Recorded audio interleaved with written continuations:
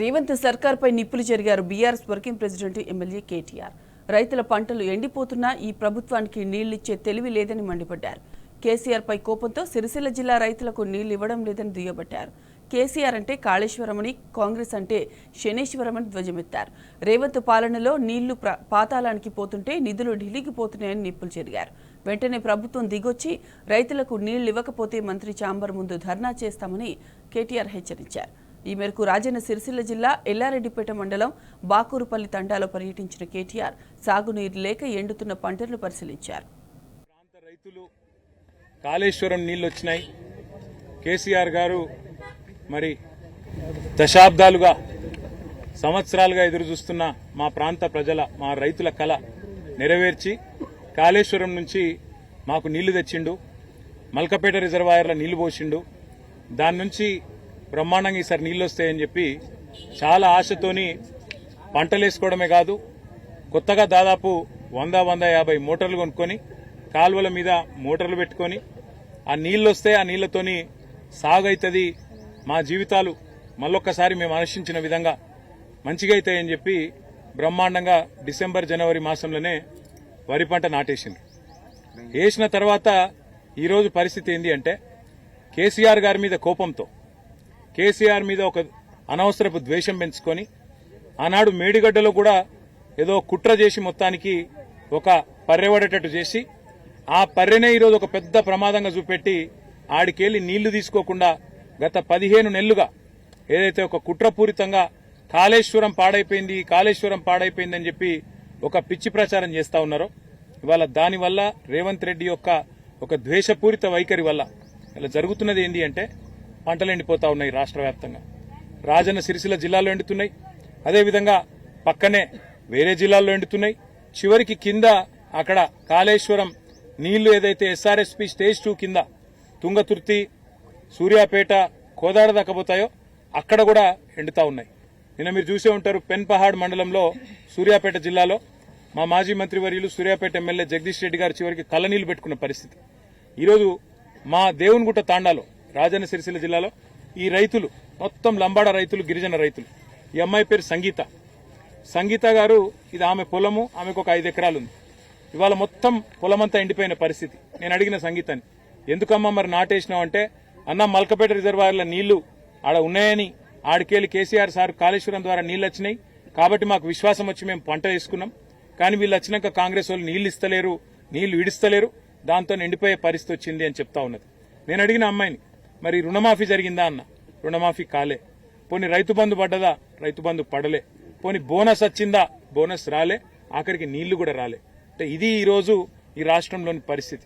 రాష్ట్రంలోని రైతులందరూ ఇవాళ అనుకుంటున్న మాట ఏంటి అంటే, కేసీఆర్ అంటే కాళేశ్వరం, కాంగ్రెస్ అంటే శనేశ్వరం.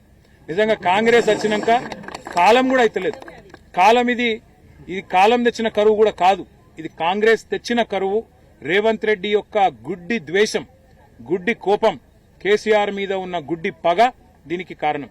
ఇలా మేడిగడ్డ దగ్గర ఉన్న ఆ పర్రెను చిన్న రిపేర్ చేసి 3-4 నెలల్లో మొత్తం దాన్ని మంచిగా చేసి ఆడికెళ్లి నీళ్లు ఎర్రటి ఎండాకాలంలో కూడా ఎత్తుకొని, గతంలో ఎర్రటి ఎండల్లో కూడా ఇదే సిరిసిల్ల జిల్లాలో ఉగాది సమయంలో కూడా ఆనాడు అప్పర్ మానేరు మత్తడి దుంకించిన ఘనత కేసీఆర్ గారి నాయకత్వాన్ని మీకు యాదికుండాలి.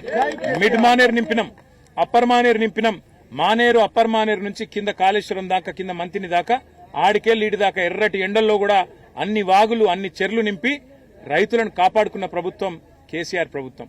నేను ఇక్కడికి వచ్చేటప్పుడు ఉత్తమ్ కుమార్ రెడ్డి గారికి, అదేవిధంగా ఈఎన్సీ అనిల్ కుమార్ గారికి కూడా నేను మాట్లాడినా, వాళ్ళకి చెప్పిన 100 ఎకరాల్లో పంటలు ఎండుతున్నాయి, మేము కూడా చూస్తా ఊకోం. ఎందుకంటే రైతులు నష్టపోయి రైతులు ఆగమయ్యే పరిస్థితున్నప్పుడు మేము వదిలిపెట్టము.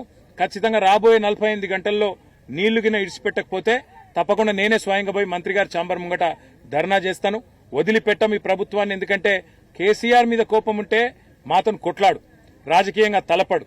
కానీ ఇవాళ రైతులను ఎండబెట్టడం, రైతులను ఇవాళ చావగొట్టడం అనేది ఈ ప్రభుత్వానికి ఎంతమాత్రం మంచిది కాదు.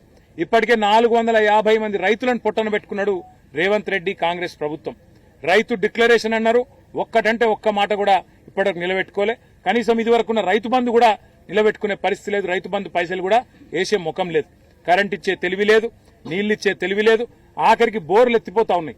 ఇలా ఇక్కడికి వస్తుంటే నాకు రైతన్నలు చెప్తా ఉన్నారు, అన్న 600 ఫీట్లు కాదు 800 ఫీట్లు వేసినా కూడా ఒక 1 ఇంచ్ నీళ్లు కూడా పడతలేవు. చాలా దుర్భిక్ష పరిస్థితి వచ్చింది. మరి రేవంత్ రెడ్డి ప్రభుత్వం వచ్చినాక నీళ్లేమో పాతాళంలోకి పోయినాయి, నిధులేమో ఢిల్లీకి పోతున్నాయి, నియామకాలేమో గాలికి పోయినాయి అన్న అని చెప్పి రైతులు చెప్తా ఉన్నారు, పిల్లలు చెప్తా ఉన్నారు.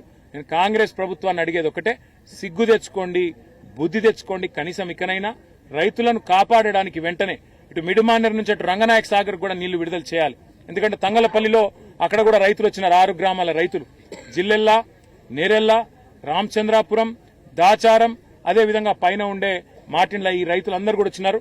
వాళ్ళందరూ కూడా అడుగుతా ఉన్నారు, అన్న మాకు రంగనాయక సాగర్ నుంచి నీళ్లు విడుదల చేయాలంటే ఇక్కడికి వెళ్ళి కావాలంటున్నారు, మీరు వెంటనే మిడిమానేరు నుంచి నీళ్లు విడుదల చేయాలని కోరినారు. ఇలా మిడిమానేరులో 16 టీఎంసీల నీళ్లు ఉన్నాయి. మనం అడుగుతున్నది 1 టీఎంసీ నీళ్లు మాత్రమే మల్కపేట రిజర్వాయర్కు విడుదల చేయమని అడుగుతున్నాం. దానికి ఏమాత్రం ఇబ్బంది కూడా లేదు. ఎందుకంటే తాగునీటి అవసరాలకు కేవలం 3 టీఎంసీలు కావాలి. ఇంకా 13 టీఎంసీలు సిలాకుంది. వెంటనే విడుదల చేసి ఎండిపోతున్న పంటలను ప్రభుత్వం కాపాడాలి. కాపాడకపోతే వదిలిపెట్టం. రైతాంగాన్ని కూడా కూడగట్టుకుని మా పార్టీ పెద్ద ఎత్తున పోరాటానికి కూడా పూనుకుంటుందని చెప్తూ వెంటనే మంత్రి గారు, ఈఎన్సీ గారు స్పందించి నీళ్లు విడుదల చేయాలని చెప్పి కూడా డిమాండ్ చేస్తూ రైతులకు కూడా నేను ఒకటే విజ్ఞప్తి చేస్తా ఉన్నా, మీరందరూ ధైర్యంగా ఉండండి. కేసీఆర్ గారు ఉన్నారు, మేమందరం ఉన్నాం. అసెంబ్లీలో కూడా ప్రభుత్వాన్ని వదిలిపెట్టాం, బయట కూడా వదిలిపెట్టాం. మీకు నీళ్లు ఇచ్చేదాకా కూడా ఎంబడబడతాం, వదిలిపెట్టాం. మీరు ధైర్యంగా ఉండాలి, గుండె ధైర్యంతో వ్యవసాయాన్ని కొనసాగించాలని చెప్పి కూడా తెలియజేస్తూ